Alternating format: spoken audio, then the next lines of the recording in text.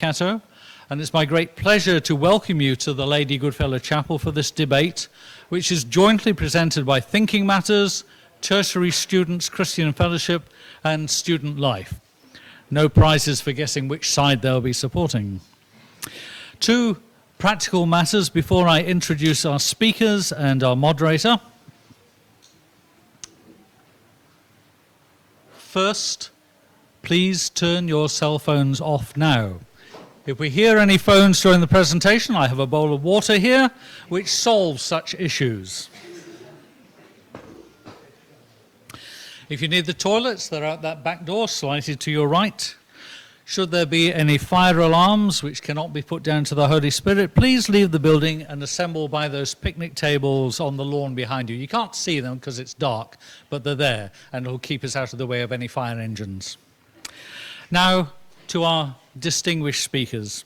We're delighted to have Dr. Ron Smith and Dr. Matthew Flannagan with us this evening. Ron is a research associate in the Department of Political Science and Public Policy, and he's explained that that means he's retired and he still gets an office, but they don't give him any money, so there'll be a whip round at the end of the talk. A former director of the university's Defence and Strategic Studies Group, he also taught in the Politics Department on international relations and ethical and legal issues surrounding the political uses of violence. His PhD concerned just war theory and guerrilla war and terrorism.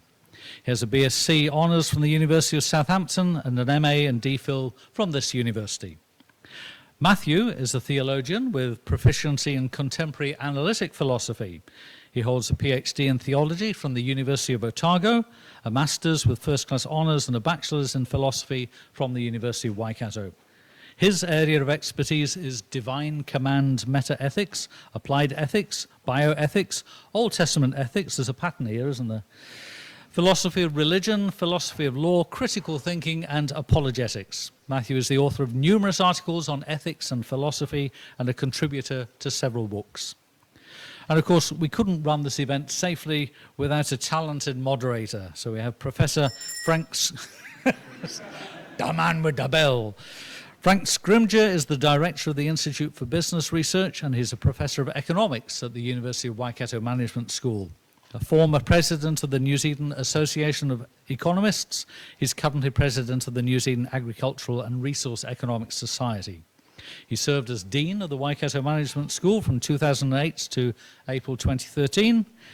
He holds a Bachelor of Agricultural Science with first-class honours from Lincoln College, a doctorate in Agricultural and Resource Economics from the University of Hawaii, and a Bachelor of Divinity from Melbourne College of Divinity.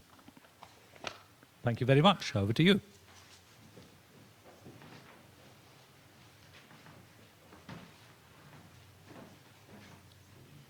Good evening. It is an important occasion and an important topic, a topic that befits a university, particularly a contemporary university which seeks to place more moral claims on its students, more than was the case than when I was an undergraduate student 40 years ago. Tonight I will try and be as invisible as possible as I let our two participants in the debate and yourselves enjoy the evening. I trust that it will be a fun evening, and I look forward to crowd response, shall I say, but I request that it be done with dignity and with good nature. I'm sure that enhances the quality of the conversation. To me, I'm not interested in moderating a debate where people cannot hear the participants. So I guess the more you disagree with someone, I challenge you to listen harder and to be ready to ask the insightful question at the appropriate time. We have been given a set of writing instructions, so I will seek to keep to those. I will ring the bell if I need to make a point that I expect someone to cease speaking pretty quickly. And if need be, I will speak into the microphone. Otherwise, my intention is to let the evening flow. think hard and enjoy yourselves. And I believe our first presenter is Ron. And you've had an introduction to Ron. I will just add that he's a good neighbour living in the best street in Hamilton, and he's been a good colleague at this university for a long time. So welcome, Ron. You have 20 minutes. Thank you.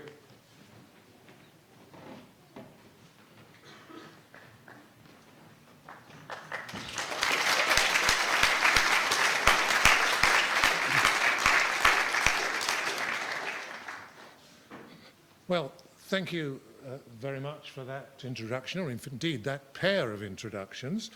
It made me think at an earlier stage, I wonder how easy it was in earlier times to induce lions to voluntarily enter the arena. But nonetheless, it's a challenge, isn't it? I'm sorry about the people over there, but I don't know whether I perhaps could just move a little. Is that this stuff the camera, is it? They can move it. Yeah, I mean, thank you, Father Andrew. Right. I'm not entirely sure what I'm going to do with that. Okay. Look, I want to add my congratulations and implicit in for David for carrying this project through to full term. We started talking 6 months ago, very nearly, about his project, and it evolved as the months passed by. But look, it worked out well in the end, to judge by the audience, if nothing else. And so I congratulate him. He had some assistance, I gather. Matthew here was a student of mine a lot of years ago, and I can't say I remember him awfully well, but I remember him to some degree. And he obviously remembered me enough, for whatever reason, to suggest that I might be just the person to participate in this. Enough of those preliminaries. I should say that I was an easy target for the invitation to speak in this, because I've become, in 40 years, a little bit more, association with the university, increasingly concerned, to be frank, about the extent to which the university has attached itself and areas within it to particular ideological views, and really shut down discussion in a variety of areas. Anybody wants to pursue me on that, I provide you with a short list, or if we've got enough time, a longer list, where discussion is inhibited. Now, if it is anywhere in the, as it were, community where discussion ought to proceed without persons needing to be protected against the possibility that arguments don't sit well, it's a university. And I regret to say, in my opinion, the university has failed to live up to its obligation. So this is the test of the principle. So let me get straight to the business then.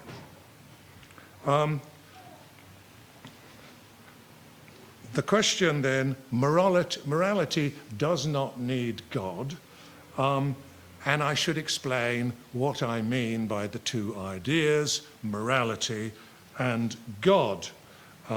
Morality is the easier of the two, I have to tell you. So I'm just going to take it in a very simplistic way, and I hope not too simplistic for David here, that I understand morality as a sense of right conduct, what is proper behavior or not proper behavior.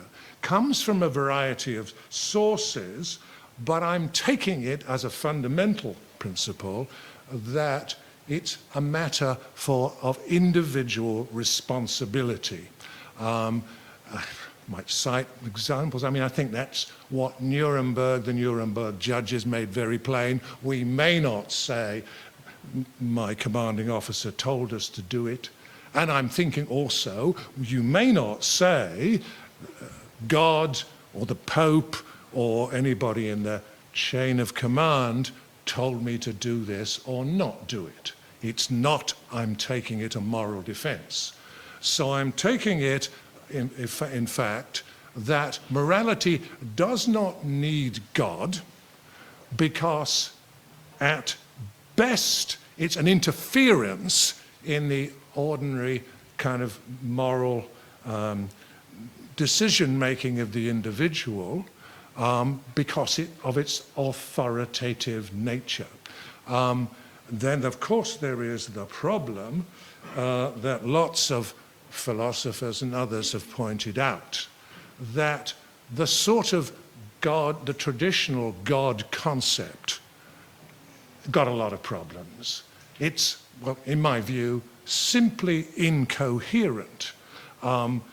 It might have not seemed so incoherent and inconsistent with what our understandings of the world are, modern cosmology, if you like, 2,000-3,000 years ago, but I'm saying it is now.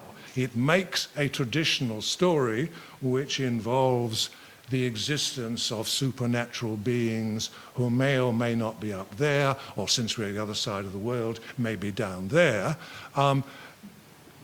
That's one of the problems. And it's difficult enough, not apart from the cosmology and trying to make sense of all this God talk, apart from that, the fact that we have some entity, let's say, affecting to be a source of authority just upsets, in my view, the responsibility that we all of us have for moral decision making. So I understand, and now of course, in the 21st century, we do understand, don't we, how these, well, of course they do. I mean, persons around here have studied these things. We understand how the various notions, the various parts of the dogma arise, and of course they predate Christianity. And perhaps I should say, when I speak of God, I'm taking that word to be a general word which refers to what the kind of the corresponding figures in the various monotheistic religions. So God is Allah in another language, and so on. Okay, so what I'm going to do now, taking that to be the central principle, and accepting, of course, I'm sure I'll be urged to accept more than this, but accepting at this point that if you ask what does our moral system consist in, what does our form of life, to use another philosopher's phrase, what does it consist in? Well, there's a whole lot of things that we've accumulated in the way of, first of all, our experiences and a fundamental feeling of sympathy for our fellow human beings, and also in this system are a variety of principles that we've accepted as guiding principles. Some of them have religious sources, you know, I don't know, let's say thou shalt not lie, and I know where that comes from, but and it's a religious source, of course. So that is just an example of the sorts of, lots of principles, but we adopt them, we take responsibility for them. That's what I say is the moral position, and to slough that off and rely on somebody else's view is not acceptable. I think Nuremberg was right. I think we are morally responsible for our actions. For the most part, that's not too much of a problem, because mostly we sort of agree on the general principles, and our, as it were, background against which we make our decisions made up of all sorts of things: religious sources, the International Covenant on Human Rights, and New Zealand's got similar legislation which represents a system of moral belief, a system on which we can base moral belief. So it's so the problem I see, first of all, is that the whole God concept is incoherent and not useful, and it may inhibit our moral reasoning because it imports a principle on the basis of authority, which we shouldn't accept. So, look, I know there's next to none of students that were in my classes years gone by, apart from Matthew, so I can go ahead with a couple of examples just to illustrate the points I want to make. Well, thou shalt not bear false witness. Okay? Now, the philosopher Kant, from a non-religious point of view, thought that was a sound central principle. You shouldn't lie. And I used to ask my students to set them a little question, like, for example, okay, so you're in downtown Amsterdam, and the Gestapo, it's 1943, and the Gestapo man says, do you know where the Frank family are living? As a matter of fact, you do. They're living above the bookshop round the corner. So the question is, do you have a moral obligation to tell him? Not to tell him is not to tell the truth. On the other hand, our intuition is, surely we do not have a moral obligation to do it in this case. So here we have a principle, prima facie principle as they talk about in the business, but there are reasons for overriding it, the white lie principle, right? No, so that can often, the first situation we find in any difficult moral decision, there's a principle, by the way, of moral luck. Many of us don't have to actually face these difficult decisions, so we don't have to bear the consequences or even feel the consequences. But sometimes we do, and that's where I think, well, we're really on our own. Moral luck, philosophers call it, if you actually find yourself in this position. Okay, so it's not good enough merely to follow the rule. We have to, in fact, make up our mind what to do. And what basis do we do it on? Well, good old utilitarian basis, you know, sum total of human happiness not increased by the Frank family being taken away and killed in a concentration camp. So it's consequentialism, to put another word on it. Okay, well, here's another one. A terrorist has put a bomb in the shop. It's going to go off soon. The shop, which is large, is crowded with shoppers. Can we torture him to make sure he tells us where it is? You can put other glosses on. Look, we haven't got very long. It's very crowded. We obviously can't say. There's a bomb somewhere in the store. Make your way quietly to the exit, because that obviously is going to do more damage than probably the bomb is. So can we torture him? Again, well, I mean, I used to do this with the class.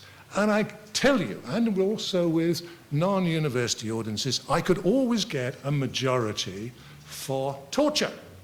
That may surprise you, because we all know torture is against the law, quite apart from moral principles that you might hold dearly. But you might be disposed to make that decision. And of course, well, very often when I did this, people would say, yeah, I'm glad I didn't have to make that decision. But of course, if they're doing it in your name, you own that decision. So it's no use saying, well, I hope nobody asks me. So that's those are the sorts of questions that come our way. I'd like to just take another couple of examples. And yeah, I'm just trying to see where I am. Yes. This is an incident that happened not very long ago. And now I'm broadening my sort of view of what is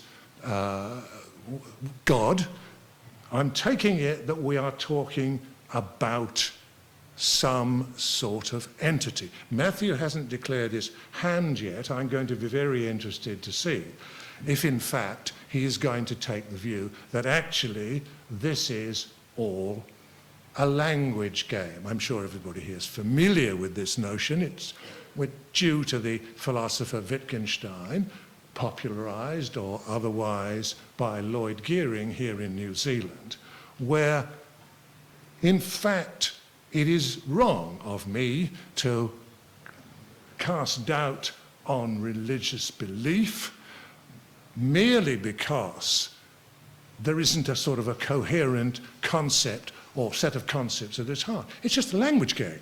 People understand things. My problem with that is that isn't how actual religious persons, religious authorities actually behave. They actually give you the story as if there is some source other than the fact that we've all more or less fallen into a habit of using particular words like pray, for example, as if there is a conversation going on. Now, you might have noticed a few days ago, report Canada. 20% of Canadians pray. I'm afraid I missed the second part, which was how many of them got a reply, but some of them did. Now, if you can see where I'm coming from here, and that just can't make any sense of that, to be quite frank with you. Not in the 21st century, I can't. And it's not as if it's without significance. Here is, where is she? Over the page. I beg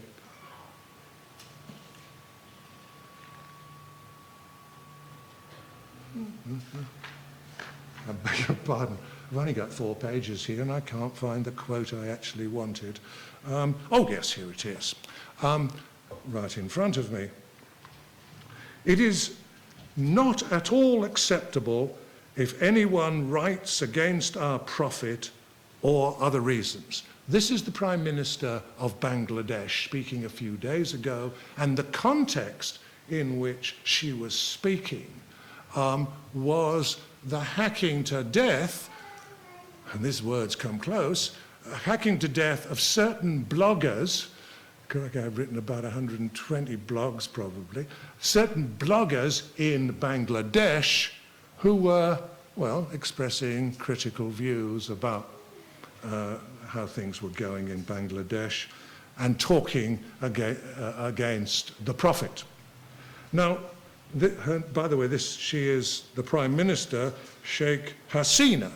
So I'm taking, well, she is offering to tell us what morality requires there. Now, that's not, I've got to say, a source that I really am willing to recommend.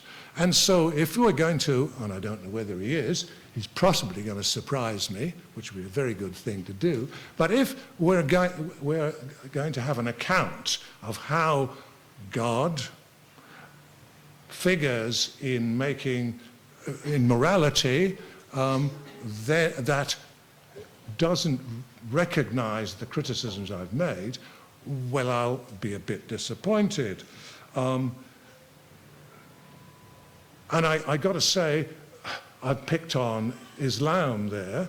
I could have picked on the Catholic Church, where the Pope is said to be God's authority on earth, and he appears, and has appeared for a number of years, to be supporting widespread pedophilia by Catholic priests.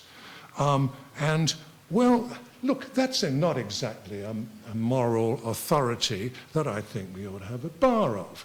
Now, and probably lots of people here are very familiar. It's not just a few, it's a lot, and it's a lot of the faithful, the followers, doing exactly what it may be the proposers of the deniers of this resolution have in mind, giving advice to their flock who are in the police force or the legal services and other members and other priests, how to lie and deceive and protect paedophiles. I think it's disgraceful. I've got to tell you, I don't know.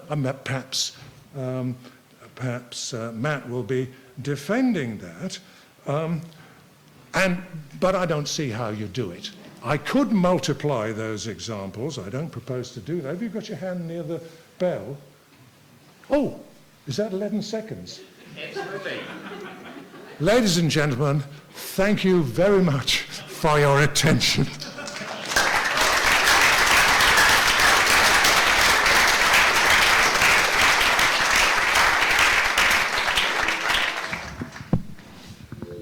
Thank you, Ron, for your first line of argument. We will now invite Matthew to come. Matthew will have 20 minutes for his case, and then it goes back to Ron for another 10 minutes to respond to anything that Matthew might say before Matthew gets his 10 minutes, and then we open it up for questions, for Q&A for 30 minutes, and then we come back to the final statements. So, welcome, Matthew.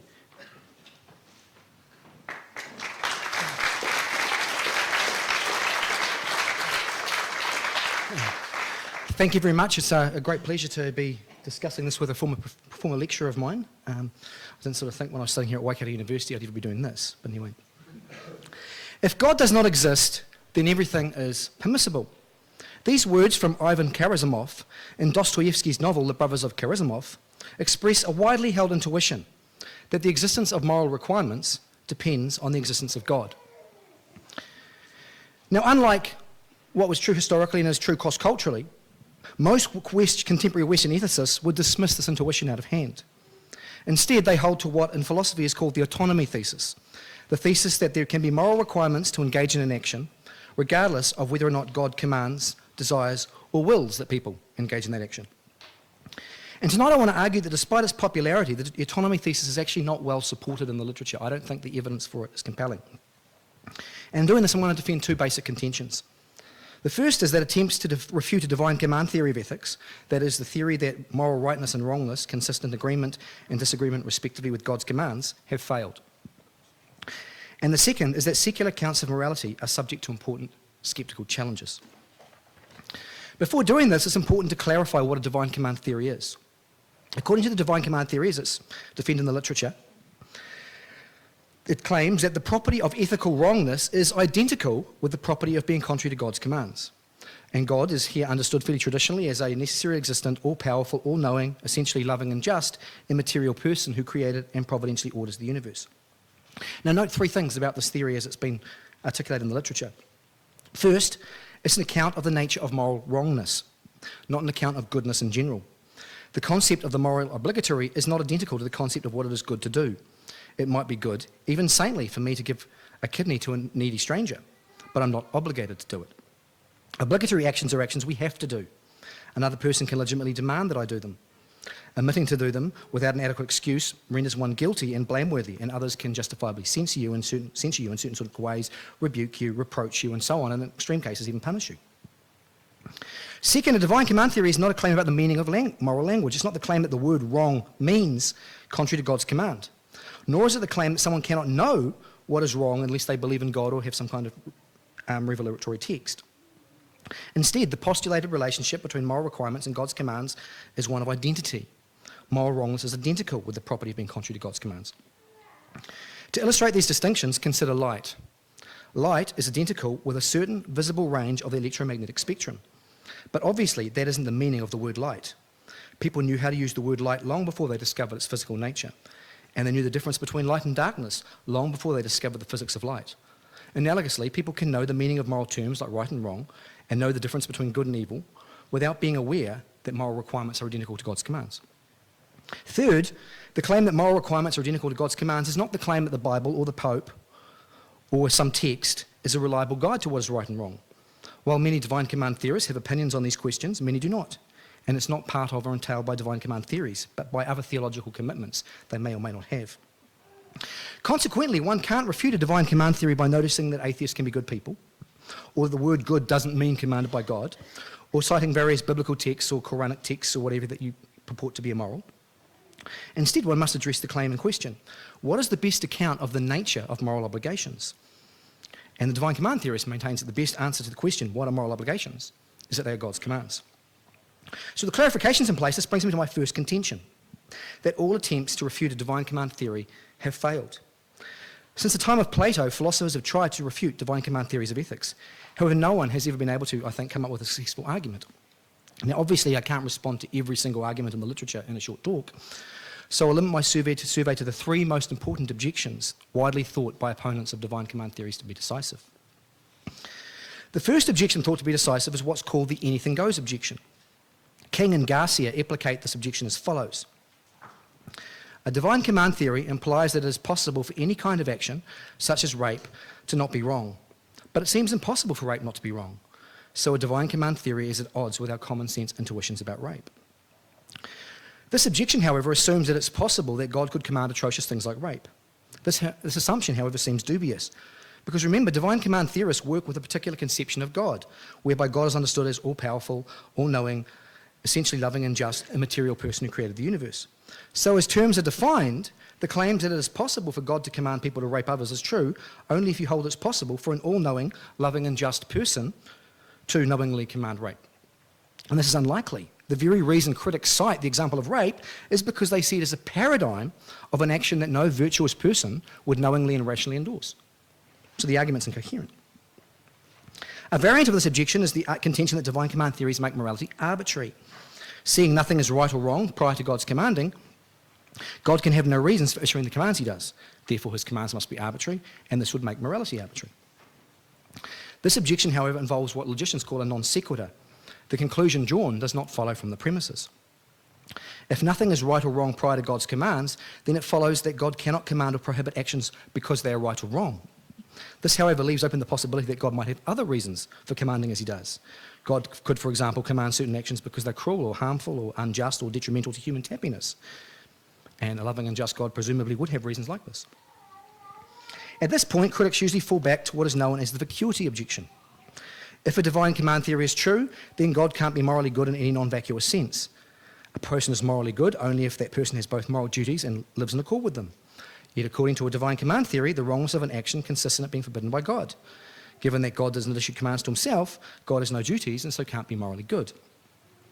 This objection, however, misses the point. Even if it's true that God doesn't have moral duties, it doesn't follow that God can't have certain character traits, such as being truthful or benevolent or loving or gracious or so on, and it doesn't mean that he can't be opposed to certain kinds of actions such as rape or murder or torturing people for fun and so on. If God has no duties, then he isn't under any obligation to have these traits, but one doesn't have to have an obligation to have something or do something to actually do it. So the point is that the anything goes, the arbitrariness, and vacuity objections are the three reasons most commonly given for rejecting a divine command theory. Almost everyone who dismisses the claim that morality is dependent upon God cites one of these three objections as decisive. Seeing these objections all fail, one can't just in the absence of further argument proclaim with any confidence that a divine command theory is a totally indefensible position and morality does not depend upon God. Of course, even if one grants that a theological conception of ethics, such as divine command theory, is adequate or defensible, one could still argue that better secular theories are now available. And this brings me to my second contention, that secular accounts of morality are subject to important skeptical challenges. There are several reasons for thinking this, and I'll just focus on just two. The first skeptical challenge comes from the philosopher John Mackey. Mackey argues that in the absence of God, we lack what philosophers call an adequate moral ontology. That is, we can't point to anything in reality that plausibly accounts or explains the existence of moral requirements and what they are. This is because moral requirements, if they existed, have two features. First, moral requirements are objective. They transcend demands made by human beings or human institutions. If an action like the sadistic and brutal rape of a 10-year-old is wrong, then we're required to refrain from that action, irrespective of whether any person or group of persons requires, demands, or prescribes or admires it.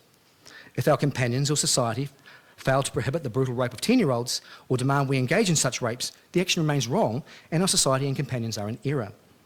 Objectivity is necessary to account for the fact that people can make these mistakes. And Dr. Smith mentioned the Catholic Church making serious moral errors. That only makes sense if if right and wrong is not identical to what your community believes is right and wrong, right? The Catholic Church, if whatever the Catholic Church believes is right and wrong for them, what they're doing can't be a moral mistake. Second, moral requirements are categorically prescriptive. They are prescriptive in that they direct our behaviour. They demand, forbid, and prohibit certain conduct. They function as imperatives. They condemn and excuse, render our actions blameworthy, guilty and innocent, and so on. But they do this categorically. These prescriptions apply to us, regardless of whether it contributes to any ends or goals we currently desire. To see this, that moral prescriptions are categorical, consider a criminal who stands in the dock, convicted of a crime. The criminal openly admits the crime is crime. He's unrepentant and informs us that he wanted to kill and torture undoing people, and in fact he has a goal to do as much as possible. Does our moral condemnation of him depend on us assuming he does not have statistically abnormal desires, so that we withdraw the judgment and say, oh, it's okay, you haven't violated what morality requires of you because you want to do it? No, we don't. Morality can't be escaped or begged off by noting that they don't fulfil one's goals or ends. Now, this combination of objectivity and categorical prescriptivity is readily explicable if God exists. A command is a paradigmatic example of a prescription that demands, prohibits, and condemns behaviour. And if God commands people to do something, this would be a fact that would obtain regardless of whether people believed he did. And it would obtain whether or not it was conducive to our current goals. Hence, it will be both categorically prescriptive and objective. However, from a secular perspective, this combination of objectivity and categorical prescriptivity is, in Mackey's words, odd or queer. He's using the word queer in the old sense, by the way. Moral requirements are demands, but seeing they are objective, they can't be demands that we or our society issue to ourselves and others. Something transcending human institutions is demanding us or calling to us to behave in certain ways, demanding us, condemning us, rendering us blameworthy, and so on. But the problem is that no objective property we know of can do this sort of thing. Such as things as the rules of etiquette or human laws and institutions can make categorical demands on people's conduct. But these demands aren't objective. They depend on institutions and people making these demands. Certain natural properties, such as the property of causing harm or suffering, are objective, but such properties are not the sort of thing that can categorically prohibit or condemn people's behaviour. Richard Garner expresses Mackey's point in this way. The genuine queerness of moral properties or facts resides in their intrinsic imperativeness. It belongs to any property or fact that by itself calls for humans to act one way rather than another. Even the most vile of poisons doesn't say, don't drink me.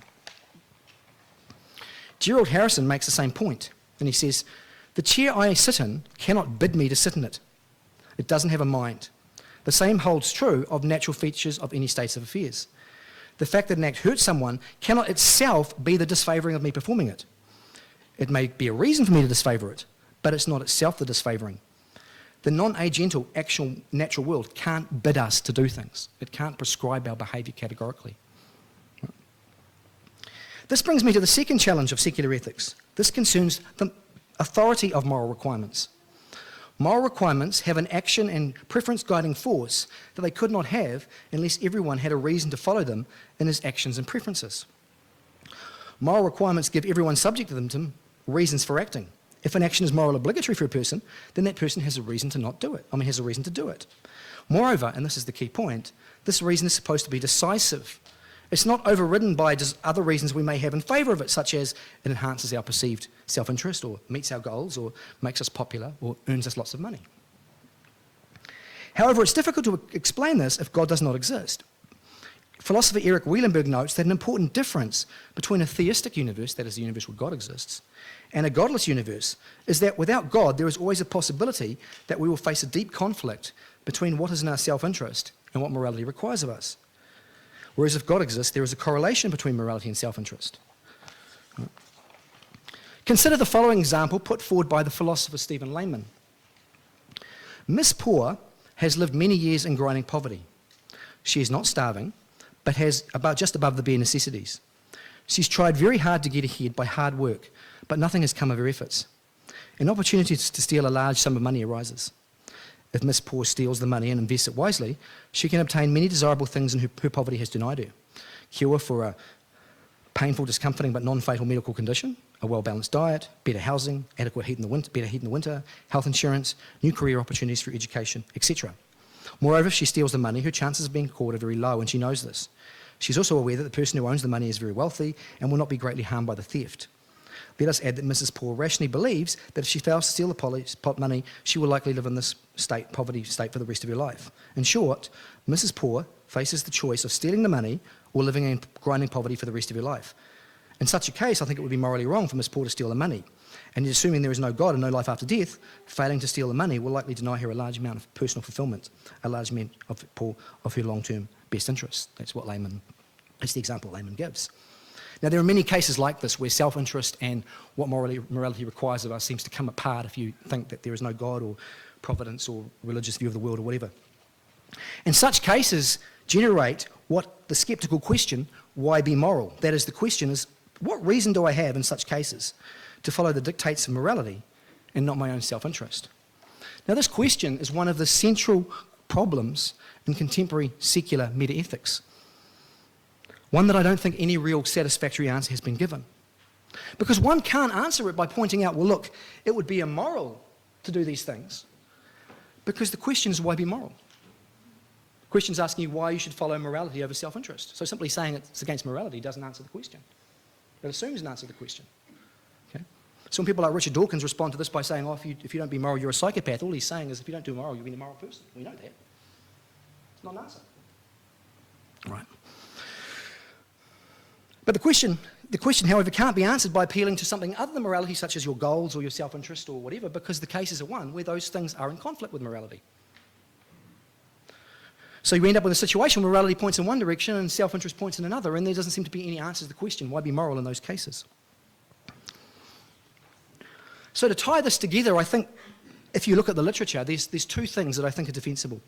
First is that there are religious or theistic accounts of morality, such as divine command theory, which haven't been adequately refuted, haven't been shown to be false or totally implausible or anything like that. And the second is that secular accounts face important skeptical challenges. They face challenges in terms of moral ontology, explaining how categorically prescriptive and objective requirements can exist. And they have trouble explaining the authority of morality, explaining why, if these prescriptives exist, they give us not just reasons for action, but reasons which override every other reason we have for doing the opposite. Okay. And so in light of this, I don't think you can just assume that morality can exist without God. Proponents of the autonomy thesis need to show that theories which make morality dependent upon God are implausible. They need to refute them. That such theories are inadequate.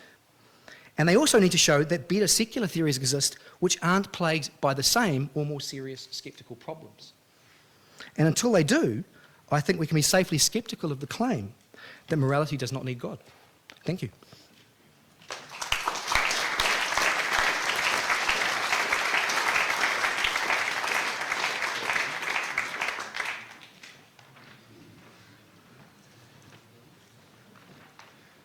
Thank you, Matthew.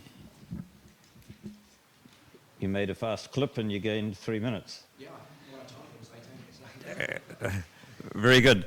So now we have the opportunity for the first rebuttal from the affirmative, and I invite Ron to come. He has 10 minutes. Thank you, Ron.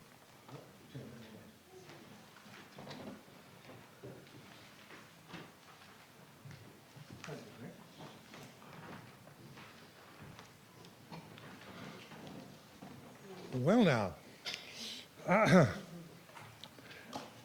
actually, I've got to confess to you that I am not in a very good position to join in a erudite and academic debate on such things as divine command theory.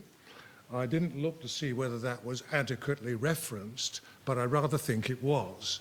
But I've got to tell you, I was less than overwhelmed by it. Partly because, well, forgive me for saying this, but the pace at which the arguments arose didn't really give me a chance to note very much about them. I gather the answer is divine command theory, and the assertion that is central to what the opposition are suggesting here, the assertion is that somehow you cannot construct a secular moral theory which does the job. So let me make it plain. I refute that utterly. I think you can, not only that, I think you should, and I think lots of people do. There's a lot of course, the big hole in that whole thing was the matter I kind of alluded to at the beginning, was I didn't think God was going to be very useful because I could make no sense whatsoever of the concept. It seemed incoherent and inconsistent with a worldview, global view, a universal view of how the world is constructed. It just doesn't make any sense, however much sense it might have made 3,000 years ago. And so I find it a little bit surprising that I'm standing up here for the second time without any of that challenge to the incoherence of the central concept having been met at all.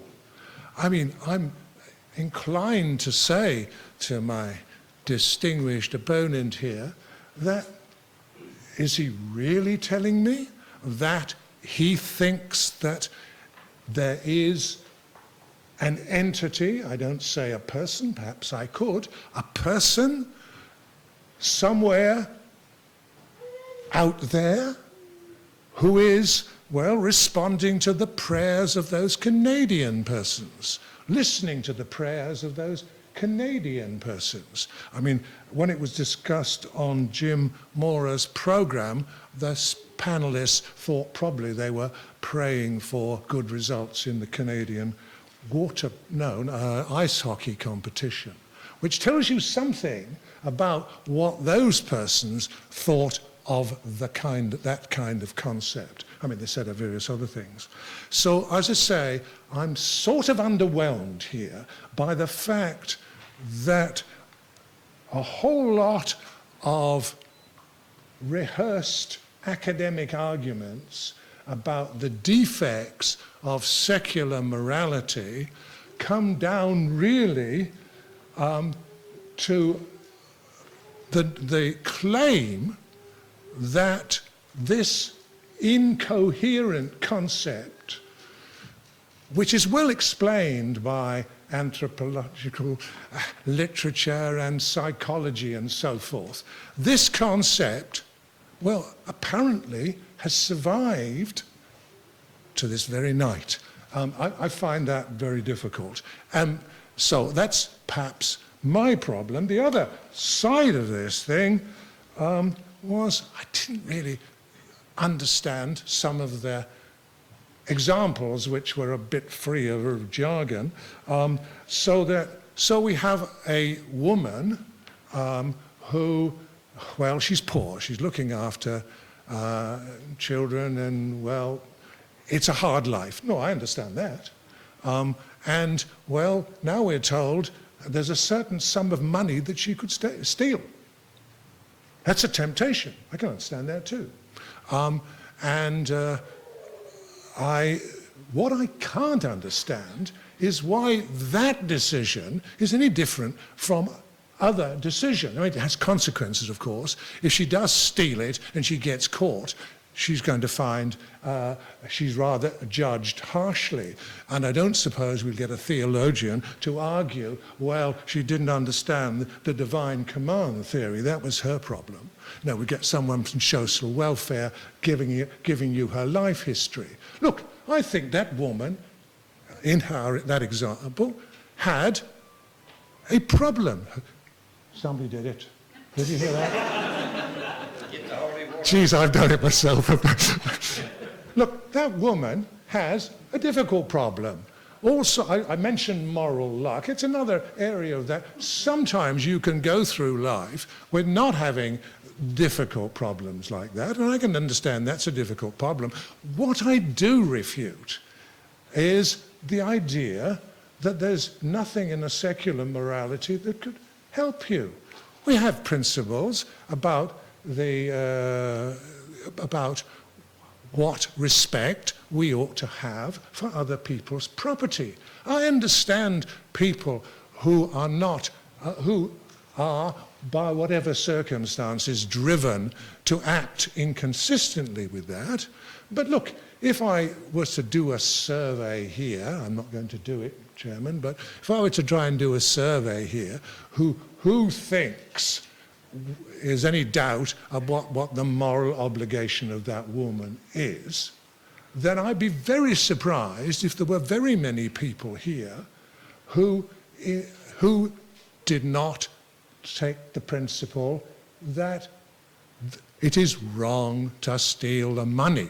You might even take an enlightened self-interest view. Probably you're not going to get much satisfaction about it. You might be tormented by what you've done. You'll particularly be tormented if you are. But I'm not thinking of those things. I'm talking about the general principle. I don't have any problem with a principle like this. As I said, the crucial thing is how they, and I don't know what the God, whose existence we absolutely require, is going to do about this. And I haven't any answer to how he's communicating, but I think some of the arguments struck me as a little bit familiar about kind of clever academic arguments about why there's a problem. I don't think there is. I'd like to be shown what the problem is for each person in this audience, having a pretty clear idea of what their moral duty is. And at one stage we seem to have a problem about why you did it if you thought it was wrong, or put it the other way around, why you did it if it was difficult if you thought it was right. I don't see that problem. I think the answer was supposed to, well, the existence of God sort of certified somehow how you're doing it. Well, given the concept of God we're working with here, I don't get much comfort from that, I have to say. So, as I say, I hope Matthew, in his next go, answers the questions I've just raised, and then we can have a debate about the adequacy of that. But at the moment, since he's postulating an utterly impossible, I'm going to say, source for all this wisdom, I'm not inclined to be persuaded that I can't do a simple thing. And I suspect, as I say, most people do that. The panelists weren't sure about what replies those Canadians got, and I'd be interested because that raises another question, mode of communication, for example, or are we talking self-deception? But look, if that's the model we're working with, gosh, the situation is, I'm sorry to have to make the point, situation is worse than I thought.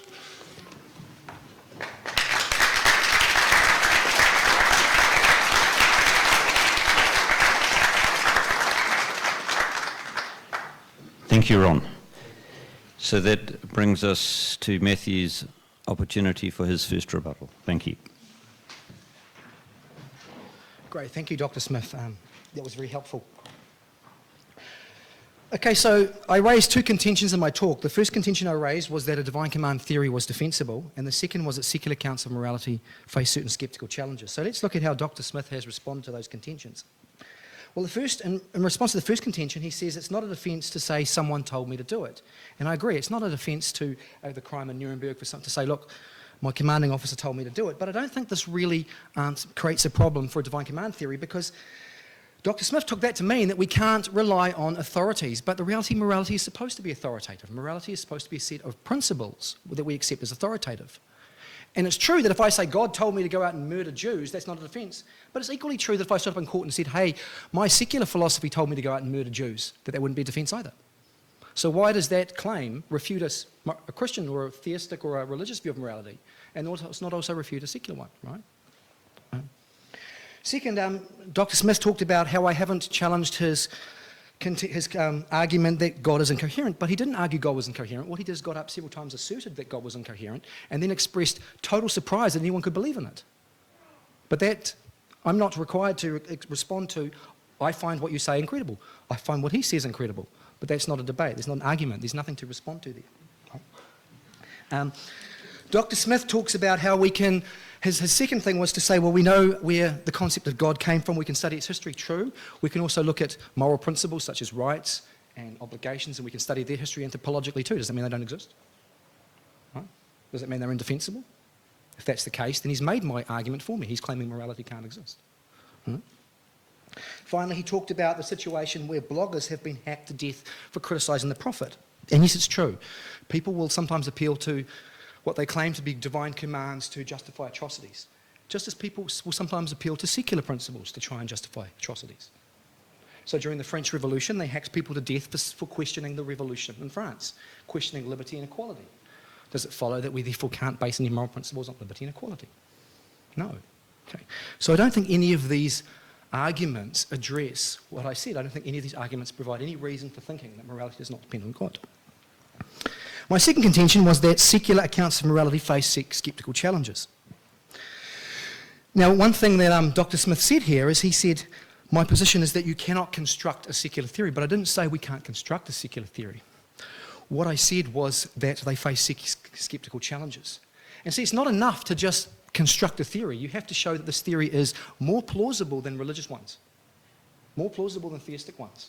So you have to show, well, look, if you're going to say morality does not depend upon God, you have to show that those theories which suggest that it do are false or problematic, and then you have to construct another theory that shows how morality can exist independently of God, which is better and doesn't face the same kind of challenges.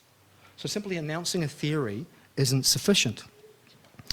And then Dr. Smith talked about how we have accumulated morality through various sources. We've accumulated it through tradition and religious history and come to a series of principles we accept, and we have various conventions and so on. But notice this word here, I was using the word accumulation here. By accumulation he means accumulated knowledge, accumulated understanding. Now I don't disagree with him that we've accumulated knowledge of these things through the system. But that doesn't answer the skeptical questions, which was what are they, how do they exist, how can they be authoritative? Simply saying we've accumulated knowledge that they are doesn't answer their questions. Okay?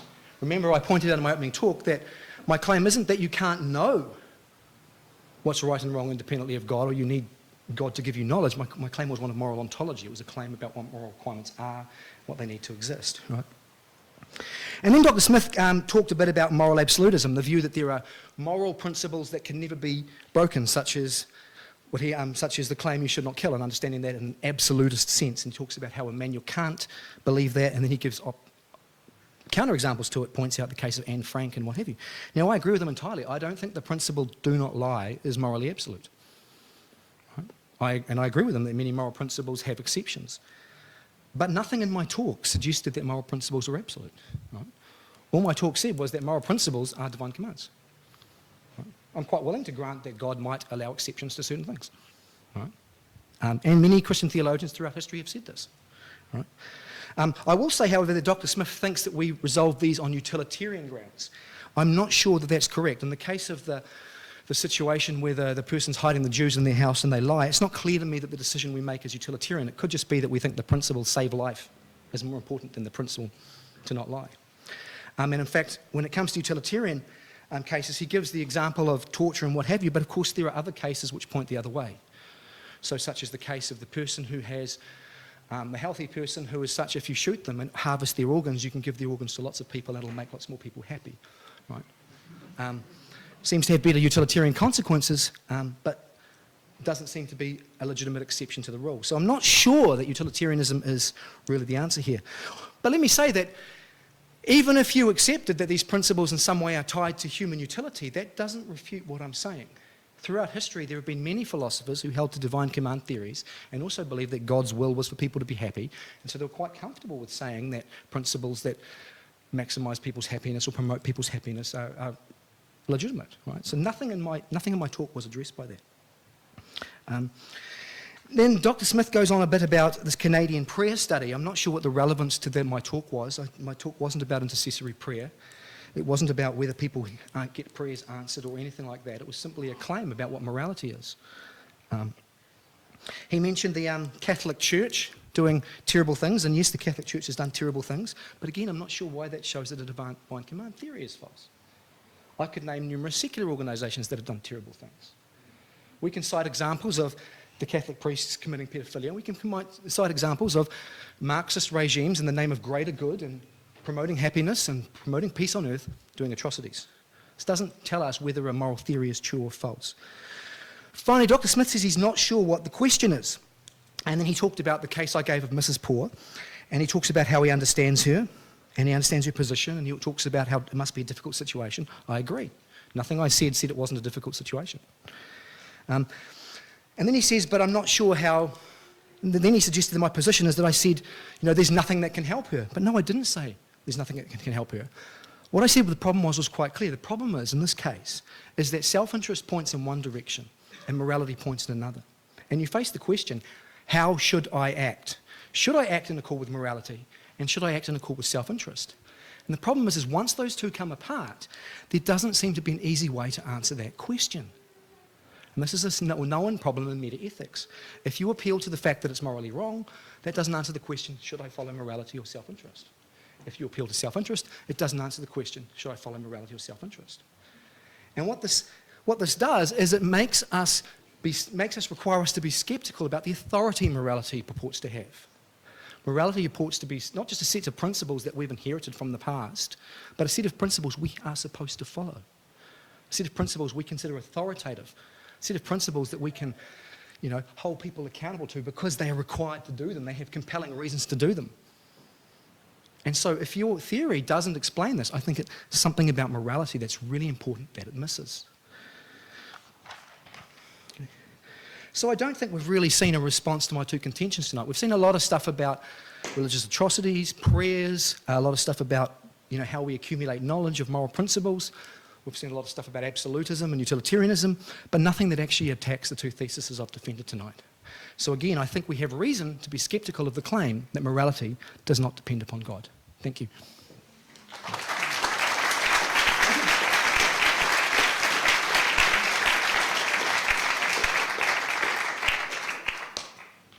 Thank you. We've had a rich menu so far, and I appreciate the two participants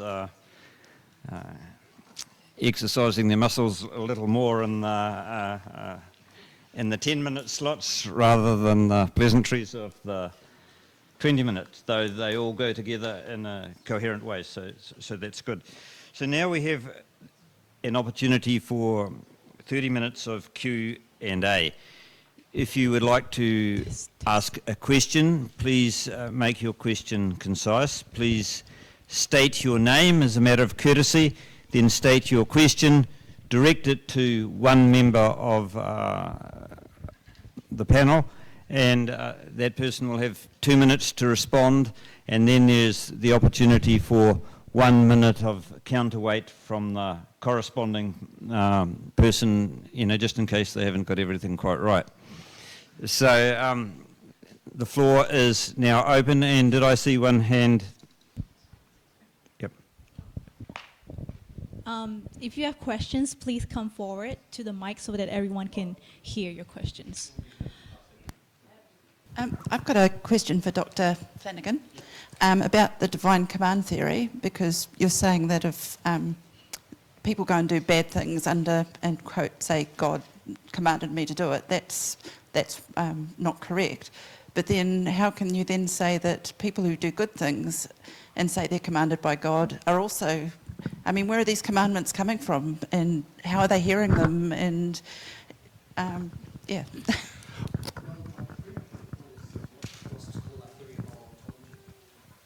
claim about what moral properties are, what they're identical with. So it's actually compatible with a lot of different views about how we know those properties. So I gave the example at the start where I talked about water and H2O. And you can accept that water is H2O and then also accept that primitive cultures that know nothing about water, know nothing about hydrogen and oxygen, know what H2O is. I think we know, and given that I think the moral requirements are identical with God's commands, I think that we can know what's right and wrong through simple things like moral reasoning, moral intuition, conscience, all the normal methods. And remember too that when we're talking about being commanded by God, we're saying it's commanded by a being with certain kinds of attributes. So we're talking about a being that is fully informed, is omniscient, right? Has certain character traits such as loving, just, what have you, is perfectly rational. So I don't think the claim that God commanded this is epistemologically any more difficult than the claim that, well, this would be required by a person if they were fully informed, rational, just and what have you. And so if you think you have an idea of what things are just and what things are, informed, rational person would do, then I think you have an idea of what things God would command, right? Notice also I didn't say that, any time someone does something that God commands, you can dismiss it. Anytime they do something that God commands that's good, I think you'd have to look at the evidence they had for and against the particular claim. But the reason I think that if a person does something that's really bad, that God didn't command it, is I don't think that a being that has those attributes would command something like that. Right? And I probably have reasons and evidence for that. And the reason if they do something good is I think that's probably the kind of thing that a being that has those attributes would do. So it's, I don't think it's an epistemological question for me. It's a metaphysical question, and a question about the authority of morality. Yeah. I don't know whether I need this, but I'll hold it well away, I think. Look, I'm a little bit all at sea, really, with this. So we know it came from God because it's good and right, and we know it didn't if it's not good, which leaves us with and I'm pretty sure this is pretty lot written about. I seem to recall from doing philosophy a lot of years ago that it's a bit circular, that argument. I don't think it helps us very much at all. And, well, look, I'll forgo the other 30 seconds because I've got nothing to say. Thank you very much. Next question. Hi, I've got a question for Dr. Smith. In your opening statement, you said something to the effect of, if we rely on authoritative standards of morality, then we undermine individual responsibility for moral decision making, something along those lines. You went on and said, we've got principles that we accept. But my question really is, why do we accept them? My understanding of a moral lawgiver is not that they render us incapable of choosing or omitting a certain immoral action, but rather that an authoritative moral lawgiver simply provides us a baseline standard by which to define our chosen action or inaction as being immoral or moral. So my question is, how do we define morality? I think I agree with what Matt said about utilitarianism quickly breaking down. As Ravi Zacharias says, in some communities they love their neighbour, in others they eat them. Do you have a preference? Well, look, I'm very happy to reassure you that I get on pretty well with my neighbours. So I'm inclined to feel that that's the option I'm going to take. As far as the earlier part of it, it was no surprise to me when we got to the end of that question, because it had a lot in common with the kind of convoluted language of the proposition here. How you know these things. Look, let me attempt to restate the sort of moral environment in which persons who do not accept what it is that you possibly and Matthew believe as far as the ontology, the way the world is. People don't do that. They make the best they can. They're aware of principles. They have intuitions about how they ought to treat other people. And that's where the authority comes from.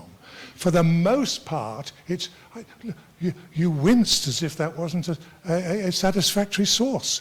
What I'm telling you is that is in fact how most people make their decisions. They reflect on what people say, what they think their duty is. They reflect on how they think their relations ought to be with their fellow citizens, both near and abroad, and they make, to the best of their ability, a judgment on the basis of that. I'm no good with a microphone. And that strikes me as perfectly satisfactory. What strikes me in the last 3 minutes, and I'll speak more quickly, is unsatisfactory, is not even knowing what we mean by the term. So a couple of things there. If the authority of morality simply comes because we accept it, then of course we can exempt ourselves from morality's authority simply by rejecting it. And I think that's a problem if you say that morality is authoritative over us because, we happen to accept these principles. Well, what if someone doesn't? Right? And notice you can't criticize Islamic cultures or the Catholic Church for, its practices if they accepted them, because then it's authoritative for them. So I don't think this kind of response really is adequate. As to the first point, I think what you were alluding to was a comment I made at the start where Dr. Smith talked about if we accept an authoritative person, that somehow undermines moral responsibility. And the point that I was making is that accepting morality involves accepting authoritative principles. So the problem with the Nuremberg trials wasn't that these people accepted something authoritative. Right? It was different to that. But, otherwise what you're claiming is that morality itself is contrary to that principle, which would make it nihilistic, right? And I don't think that's what's going on at Nuremberg. Thank you. Hello, my question is for Dr. Flanagan. With your... Sorry. Question for who? Dr. Flanagan. Thank you. My first part of the question is that when you were justifying your divine intervention theory, not intervention, command theory, is that it seemed your justification was that the opposing side couldn't rebut it, but we know that that's not a satisfactory proof for the argument. And secondly, surely your entire argument relies on special pleading that God exists in the first place. I realise that is another can of worms and another debate, but it's special pleading. Thank you. Okay, two things there. Firstly, a divine command theory doesn't depend on the notion that God exists, right? You could hold that the best account of moral obligations that they're God's commands, and then you could turn around and say, well, God doesn't exist, so that means this morality thing is bunk, right? And there are philosophers who have done that. So John Mackey, the famous philosopher who argues for nihilism, the non-existence of morality, argues along those ways. Elizabeth Anscombe, in a very famous article, argues along those ways. And your first point was about my claim was simply that no one had rebutted it. Well, a couple of things there. Firstly, the moot tonight is morality does not depend upon God. So if we don't have any evidence for or against that, then our position should be one of agnosticism towards the proposition, not affirmation of it. Second thing I think is that if you can show that a particular theory, which is theistic or religious, stands up to the objections against it, and the rival theories have the same or worse problems, then I think you have grounds for that theory. And if there's a burden of, if on the other hand you think there's a burden of proof for me to somehow give some kind of knockdown, drag-out argument for my moral theory that shows that it's true before you accept it, the same would be true for every secular theory as well. So you would need a knockdown, drag-out argument of the same sort for any secular theory. I don't think in morality, I don't think in ethics we have arguments like that. But I think we can show that certain theories explain the data well, or explain what they're trying to explain well, that you can test them by how well they stand up to objections, and you can test them by how well they stand up against their rivals. So my position, I think, is that a divine command theory does well on those criteria. Yeah, and I think I've got 20 seconds left. Great. Okay. Gosh, we slightly going round in circles here, I think. So I don't know where to go with this beyond saying it seems to me that one cannot continue with a divine command theory without actually making it clear who is the author of these commands, who is uttering these commands. How do I, and it particularly applies to me, I suppose, how would I know if the experience was that I was having was of a divine command. As far as the agnosticism argument, well, I'll go with Bertrand Russell.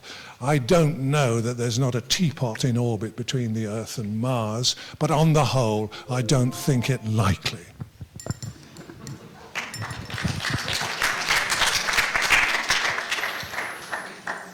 Yeah, Robin Bloom, my question for Matthew.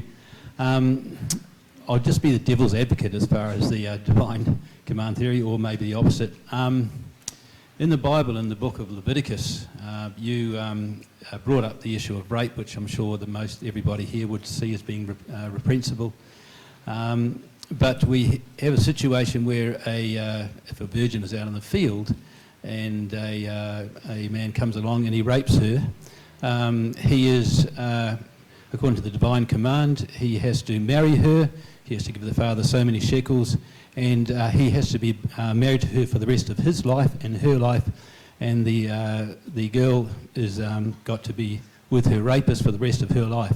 So we would see that today as being pretty ugly and pretty horrible, and yet it is a divine command from God. So therefore, my sort of take would be that the divine command theory is very subjective as to who and what you think that God is that sort of made those statements. But assuming you're a Christian and you're arguing from the Christian point of view, that is the Christian God that we find in the Bible that made that command.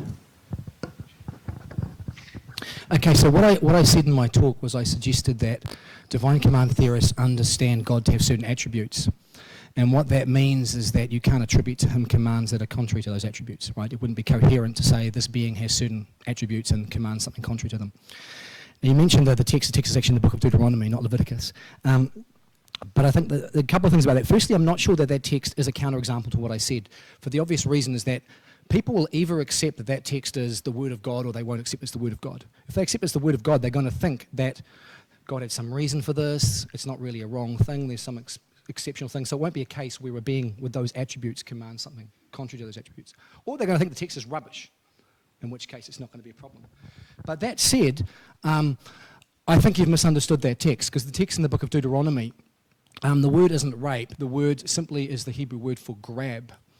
And what most commentators I've read understand that text to be about the situation where a person seduces or has sex with a woman, remember you're talking in an age where people married reasonably young, and doesn't pay her dowry. Because he would have to go to the father and pay a certain amount of money, and that money was her security money. So if she was abandoned or left with kids, he would have certain money that was left aside to provide for her. And so it was a situation that once a woman was in that situation, was in the thing, she could get pregnant, she probably wouldn't be able to marry again because she's not a virgin. And so the point of the text is to say if a man sleeps with this woman, he has to pay that money and he has to make the commitment. And he's not allowed to back out of it. And I think that actually, I mean, whatever you think of the Old Testament, I think that particular principle is one our society could learn from, right? We have in our society a huge debt of defaulting parents who don't pay child support, who think that they can impregnate someone and walk away, and they leave the taxpayer to pay for it. I think that sometimes, you know, in ancient texts we find wisdom that we can learn from. Yeah. Thank you, Matthew. Well, look, I know when I'm on difficult ground, when I'm trying to argue biblical interpretation with Matthew. And I'm not on strong grounds to be arguing what exactly the nature of it was.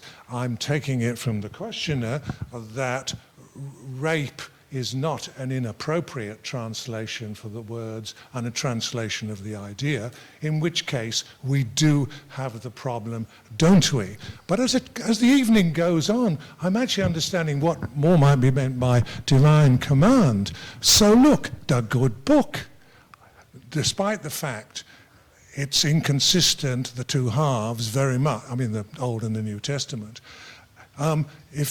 do we mean by divine command what I can interpret from the good book? Now, that I can understand. It doesn't seem like a good idea, but I can understand that. And of course, insofar as this does seem to be recommending rape, sorry, I see it says 00, It is a major problem in the Islamic world, as perhaps you implied in your question. Thank you. Hello, I'm David Gaylard, I'm a master's student at Waikato. Oh, can you hear me? Oh, cool. In a second part of your premise, you kind of postulated the thesis that there's a differential or a conflicting interest between what is morally right and what is in our self-best interest. So I just had the example of a man who came up behind me. There's a little bit of a line out here to get in the queue, right? And he comes up and he says, oh, can I go next? I said, no, I'm in the queue. And it's a difference because in terms of his epistemological beneficiaries, he wants to ask you a question to gain knowledge, right? But at the same time, he could just punch through, right? So there's a conflict in interest in there. So I would postulate that he goes to the back of the line because he understands that it's a societal benefit to oblige to certain rules because it benefits the society as a whole. For example, if you're going to break down you see someone broken down on the motorway, right? And you go, oh, I'm going to go help that person because you understand that it's a good idea to proliferate the kind of altruism that it would be that you would like other people to accept as well. So that would be a case I would cite that says, is against your premise that there's conflicting interest and morality in all cases, perhaps.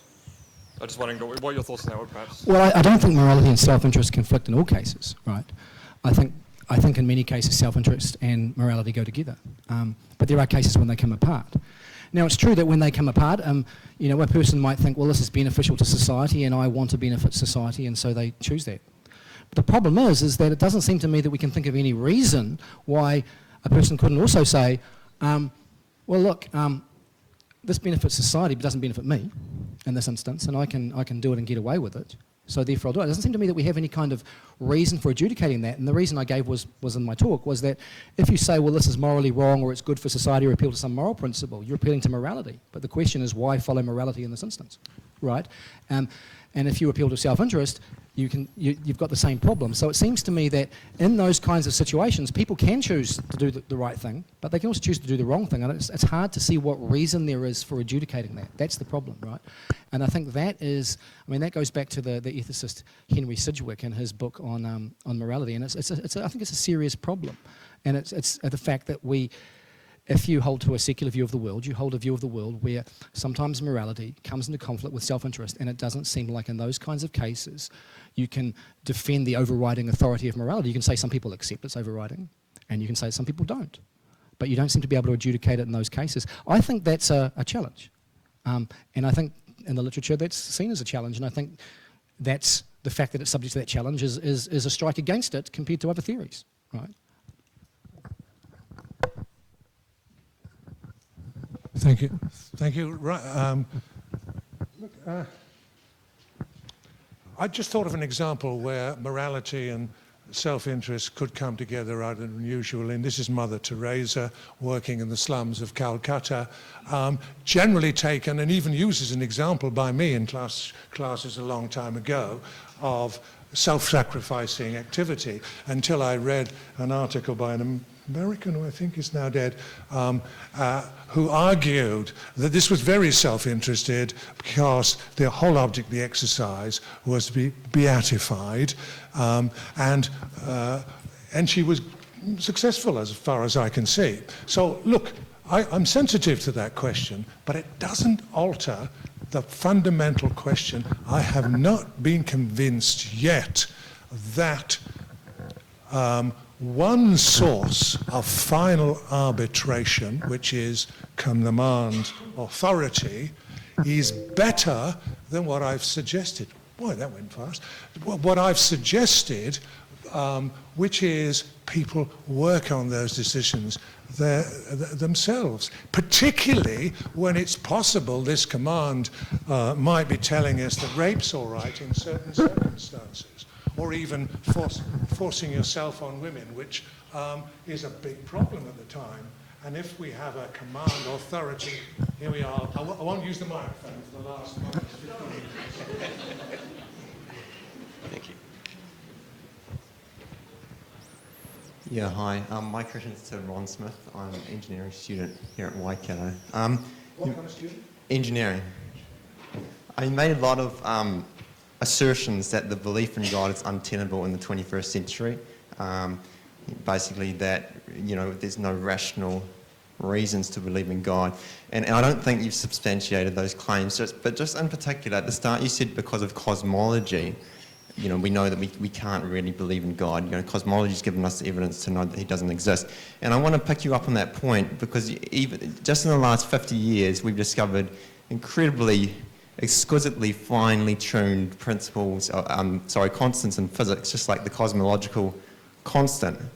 And just in the last 50 years, there's been a real revolution in physics where the physicists have been scrambling to try and fit this into their naturalistic framework. So how can you say that in the 21st century, belief in God is untenable with this kind of evidence? I'm glad you got in to ask a question without coming into conflict with the chap there. Look, it's an interesting question because, look, I think anybody aware of modern cosmology can't help really but be absolutely amazed. And I thought for a moment you were going to do a rerun of the sort of theory of design and so forth. Happily you didn't. But for the argument for God, that it's so exquisitely designed. I mean, the fascinating thing about modern physics is the wondrous scene we see and the difficulty we have in understanding it. I just don't find the God hypothesis at all useful in trying to do that.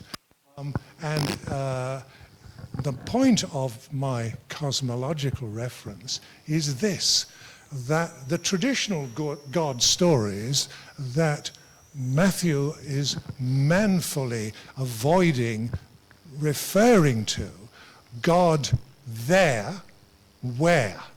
Well, it's heaven, it's sort of there, okay? Now, I'm just saying that story might be plausible 2,000 years ago, but it's not so plausible now because we know what's up there for a very great distance. So look, you know about the speed of light. God's commands and intercessions travel at the speed of light. I'm not allowed to answer you a question. I'll ask you a question, and you've only got 1 minute. Just with that. Can I just finish this? Is that all right? No. Is that so?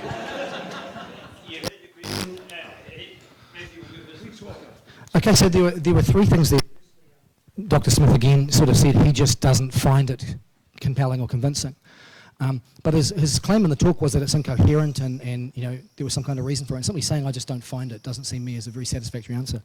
And the second thing he said, well, the traditional view is that God is out there somewhere goes on for thousands of miles. Well, firstly, that's not the traditional view at all. If you go back Plato or Aristotle or the history of religious thought of Thomas Aquinas or Augustine or anything like that, they never understood God to occupy a spot in time. And in fact, my understanding was that the philosopher Ptolemy, who wrote over 2,000 years ago, held that the universe is so large that the Earth is like a point of a pin or a mathematical point in relative to the universe. So they've known the size of the universe for years. What Dr. Smith is doing is confusing pictures on stained glass windows that were used to educate the laity during the Middle Ages for serious historic Christian theology. And I just don't think that's a responsible academic way to treat a view. We don't, when we're studying a view in philosophy, do that. We don't pick up popular caricatures. We deal with how it's been defended and historically articulated by the best people. Yeah. Thank you. I'll read my question and then it will be succinct. Morality does not need God. So that was our debate for tonight. Okay. Can you hear me now? Okay. So morality does not need God. Apparently that's our debate for tonight. Now, if I understand Ron's position, he thinks that it's our intuition that guides our morals. And my question is, do you think or agree that many people's intuition has landed them up in jail?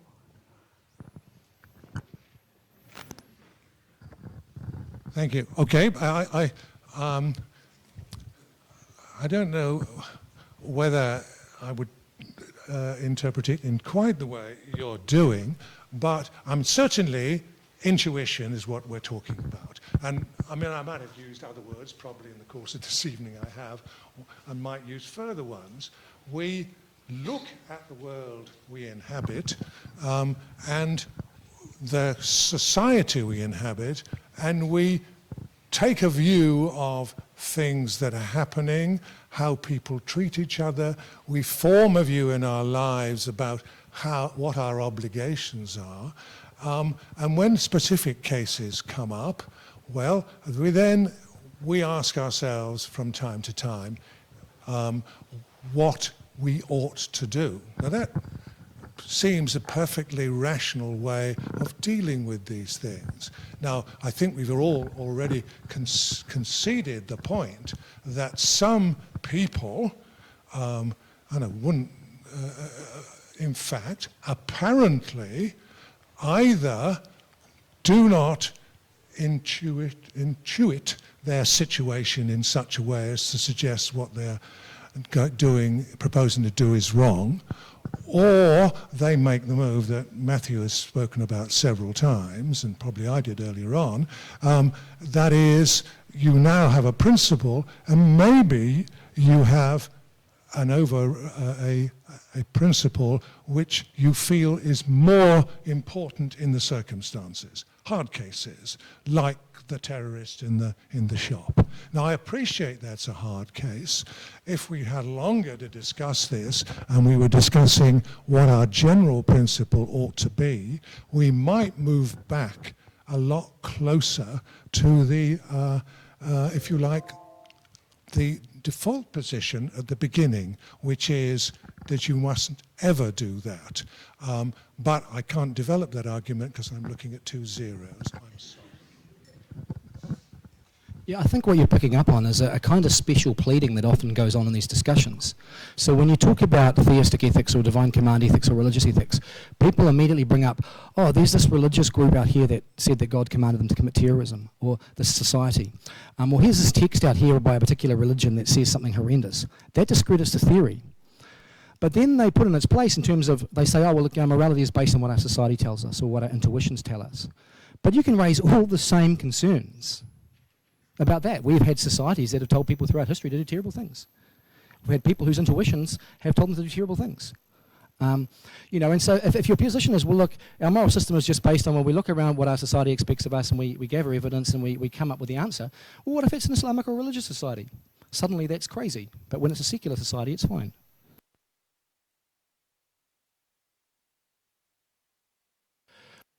It wasn't the question of how we come to know moral principles.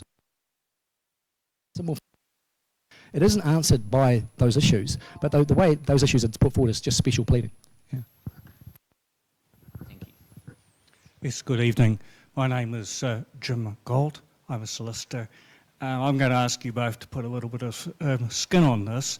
Perhaps we've got a time machine out the back and you're going to be transported back to Auschwitz. I'm interested to know how each of you will explain to the commandant of Auschwitz that what he's doing is wrong.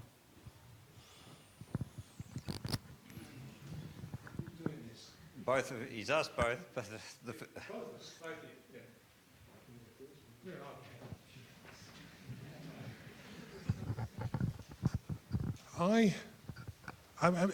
of course, your example splendidly encapsulates the extreme problem.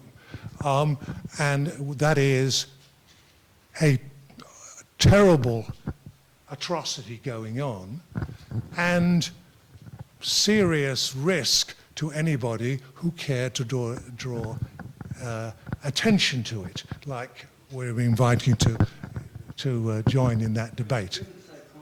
Pardon? You've been given safe conduct. Yes, right. No, if you make that qualification, I haven't got any problem. What a wicked man you are, I'm going to say, etc., etc., etc. Goodbye. But I took it that there was a moral problem here, and it was just an extreme example of the difficulty of making decisions.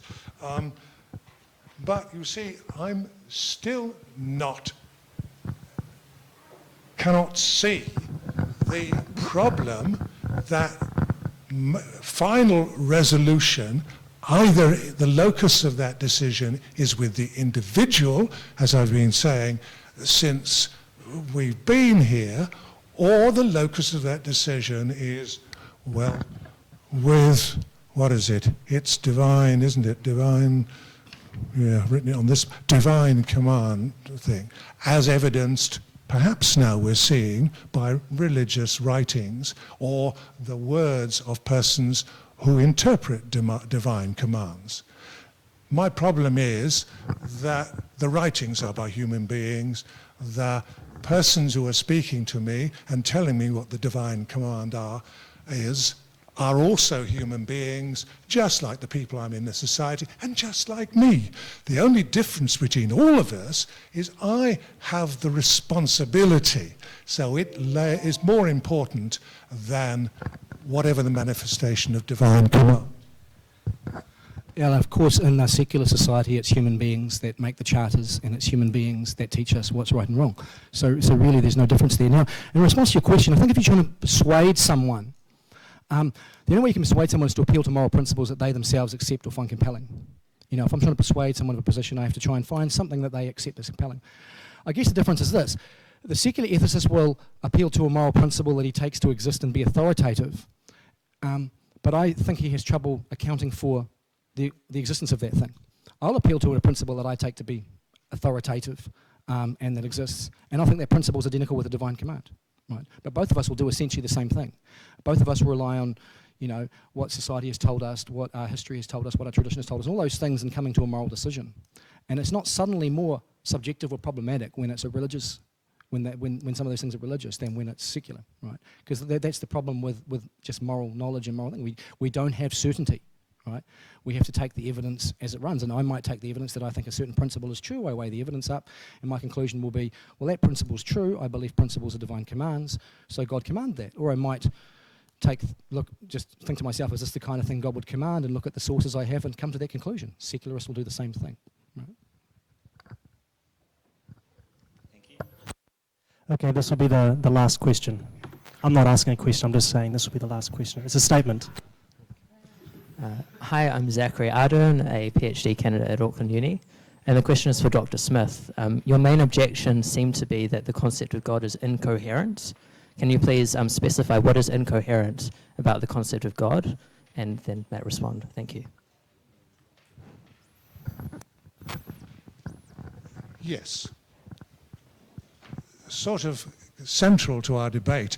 I'm feeling a bit more confident now, because I think I understand, carefully concealed as it was, what Matthew is talking about when he talks about divine command. According to his last reply, he has recourse to principles that exist, I think he said, and he takes to be true. Now, we haven't explored terribly far where the evidence for his belief in that respect is, but I can understand that, and so that is just an act of faith, which, now I'm almost replying to a previous question, an act of faith which doesn't actually demand that we postulate incoherent things, maybe. And I've got to say, I'm sorry, I'm replying to your question partly in relation to things that were said. Perhaps Matthew's right. I have been confused by stained glass windows. I'm confused by so many things. Why wouldn't it be stained glass windows? But what I want to say is, those stained glass windows are somebody's interpretation, a lot of people's interpretation of how things are, and with what is meant by this God stuff. I don't know what Ptolemy said, but not about that anyway, but in fact that tells us what the original belief system was, the one I'm describing as incoherent. I don't think I should apply that now to Matthew's view. It isn't very different from mine, really. Okay, so a couple of things there. Firstly, Dr. Smith said to say that a principle exists is an act of faith. Well, if that's the case, to say as a secularist, the principle it's wrong to do Auschwitz is an act of faith, right? I don't think you can kind of say, well, look, if you believe in a moral principle and you think it's a command of God, somehow it's a faith thing. You have to prove it. You have to empirically demonstrate it. If you believe there's a moral principle but you think it's something else, it's not. You don't have to prove it. It's not empirical. I think that doesn't work. Secondly, I just think that's what he just said then is not true. I don't think it's true that you can tell by the artwork of a culture what their official philosophical and theological beliefs are. Imagine if our society judged what we think about the world from watching The Simpsons, or from watching cartoons, or from watching non-realistic art forms, right? And we know what medieval theologians and people like Augustine wrote. We know the conception that they had. In fact, some of those stained glass windows date from times after these people wrote these things. So it's not their original belief, right? It's the artistic way of representing that belief, right? Thank you. Thank you very much for the questions, and thank you for the responses.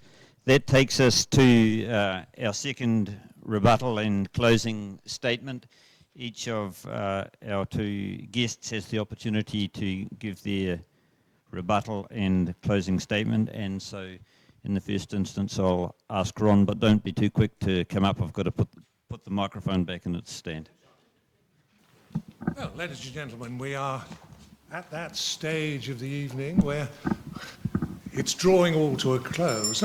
For my money, I think I'm sort of made a lot of progress tonight. I'm still... Yes. Do you know, I've been expecting that sort of thing all evening. Look, I was sort of interested by one of Matthew's most recent sort of little jibe, the one that, well, I was, gosh, I better stand back here, hadn't I? That looking at, interpreting stained glass windows was a bit like watching The Simpsons. Now, I just wondered, this is an aside really for us all, I wondered how you get on with that sort of line of talk in your local church or wherever it is you're preaching here. But to be more serious, the significance of that, of course, I'm sorry I have to explain it to you, is those illustrations and pictures tell you about how people viewed the world at that time, right?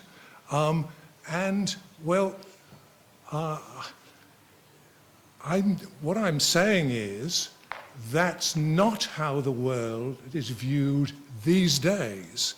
And insofar as it is, it doesn't take, the chap has gone, I think, that asked the question here about coherence and cosmology and so forth. What I'm saying is much of that talk, much of the God talk, has its history, and it carries those connotations as well as the denotation, those connotations of heaven and hell and all the doctrinal stuff that came up to the present time.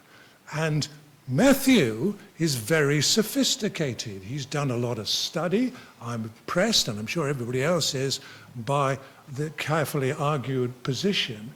But I don't think that's how his, I don't like to say parishioners, but Christian auditors are interpreting things. It's quite clear from the way they talk, they interpret it in a much more literal fashion.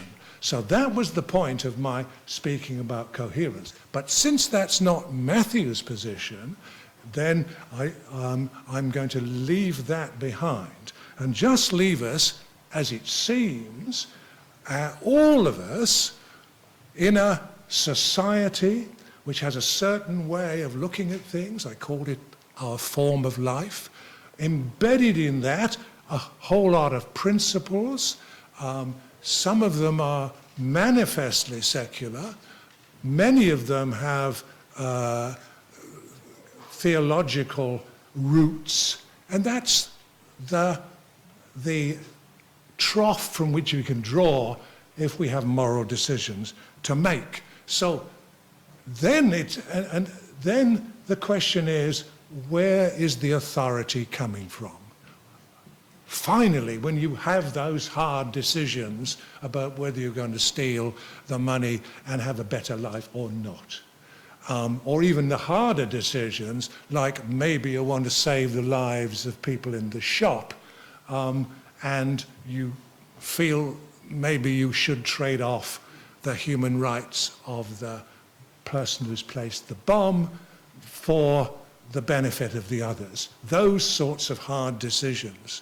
Now, I'm just then going to, well, I'm sorry it was a bit knocked, this idea. I'm just going to think about it. In a way, I think myself grateful if I don't have to make those kind of decisions, but we all have some decisions of that kind, maybe not as extreme. And then what do? Well, we look at what our society, to which we have obligations, and what do they expect of us in terms of our recognition that they are fellow human beings? What do they expect of us? Now, that's hard, but I don't see any advantage upon saying, now, what you do now is to go to look for principles that are true and exist. Well, I think I was looking for principles like that. I guess it's just a matter of where I was trying to find them. And I don't find the sources that Matthew is using any more reliable than the ones that I use, probably slightly worse.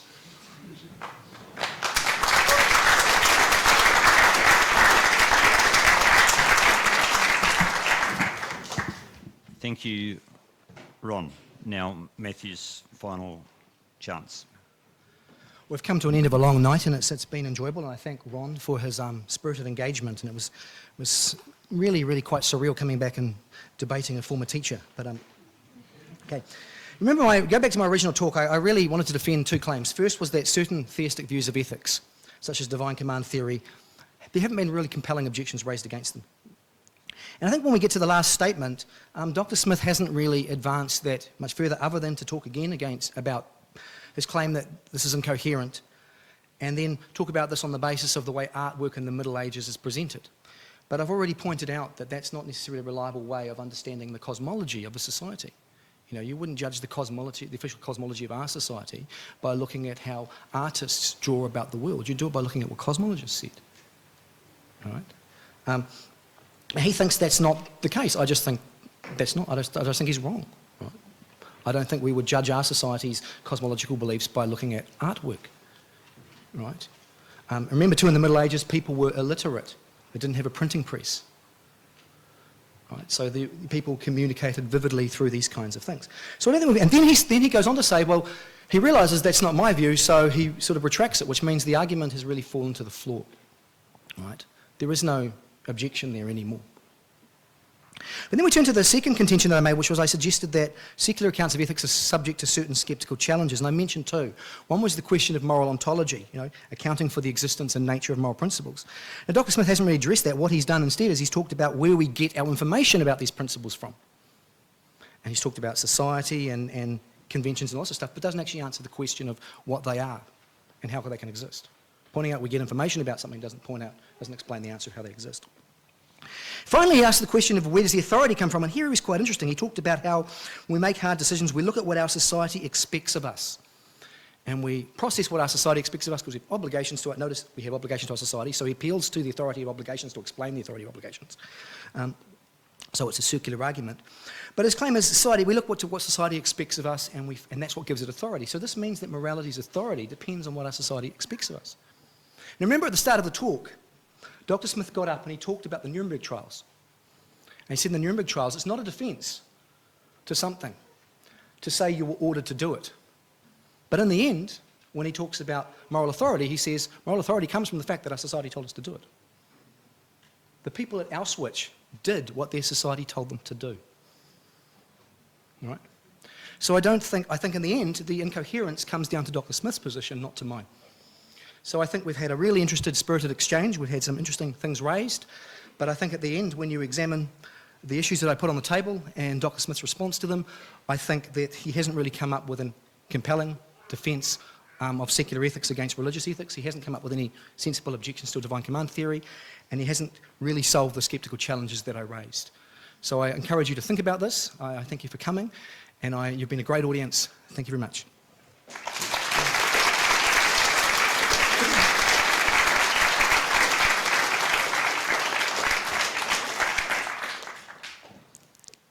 Thank you, gentlemen, for your participation this evening, and thank you, from my perspective, most of all, for your cooperation with the moderator. This brings us to the end of our evening, and I'd like to ask Brother Andrew to bring it to a close. Thank you very much.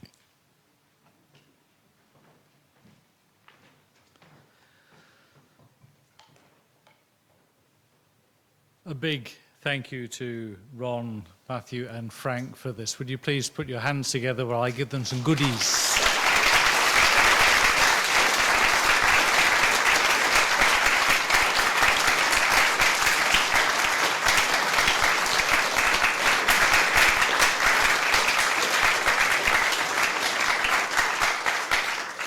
And could we also have a round of applause for the helpers, for the committee who put this together, and for those poor people who moved every piece of furniture in this chapel?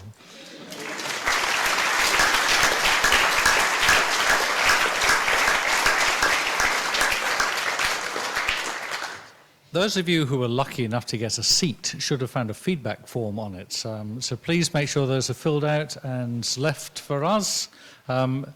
I prefer them to be done this evening and left here for us to pick up. Otherwise, you can drop them into me in my office here. That will be fabulous.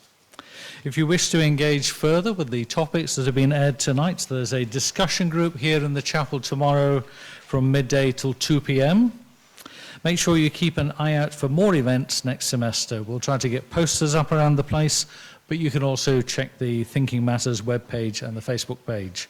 TSCF Hamilton is also on Facebook, and doubtless you can find more stuff through them. I think somebody has a cell phone that needs to go in the bin here. No? Otherwise, the rest of you can turn yours back on. Thank you very much. I wish you all safe travel home. There are some refreshments if you want coffee, tea, soft drinks, maybe even some nibbles if we're lucky. There's some at the back. Thank you very much.